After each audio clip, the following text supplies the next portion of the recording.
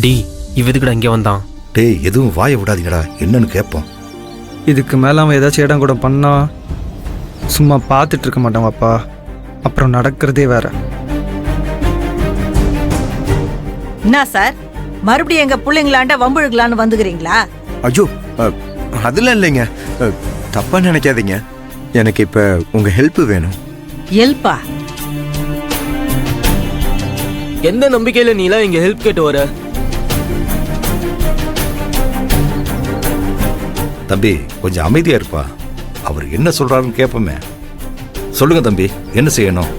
அது வர்ற வழியில கார் ஒரு சின்ன பிரச்சனை. இங்க பக்கத்துலங்கிறதால உங்க ஷெட்டு ஞாபகத்துக்கு வந்துச்சு. என் காரை கொஞ்சம் சரி பண்ணி கொடுக்க முடியுமா? ரொம்ப அர்ஜென்ட். அதுக்கு என்னப்பா, சரி பண்ணிடலாம். நாங்க என்னமோ ஏதோன்னு நினைச்சிட்டோம். அப்படி நினைக்கிறதுக்கு காரணம் நான் தாங்க. அது ஏன் தப்பு தான். சாரி.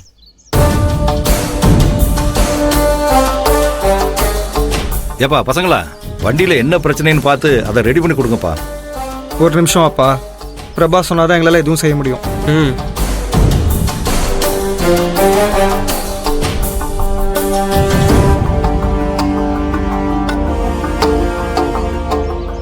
நம்மளாண்ட உதவின்னு கேட்டு வந்தவங்கள முடியாதுன்னு திருப்பி அனுப்ப கூடாதுடா. போங்க போய் பண்ணி கொடுங்க.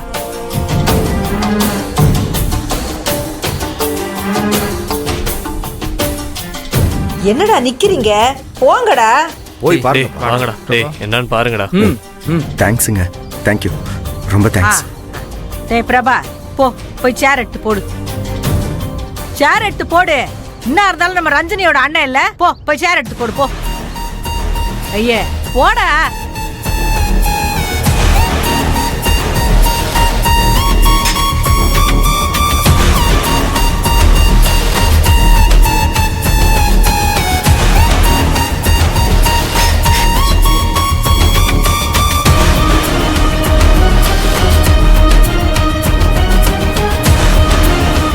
உட்காருப்பா.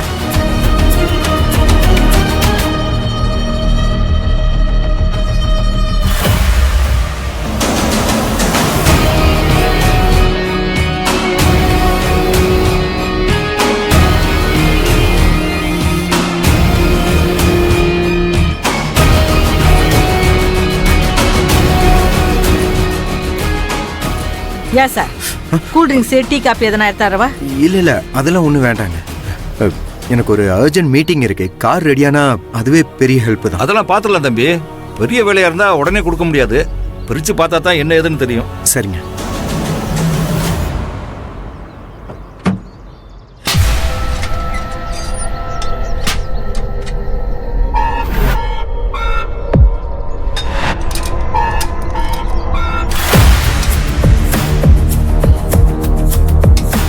என்னப்பா, என்னாச்சு வண்டியில?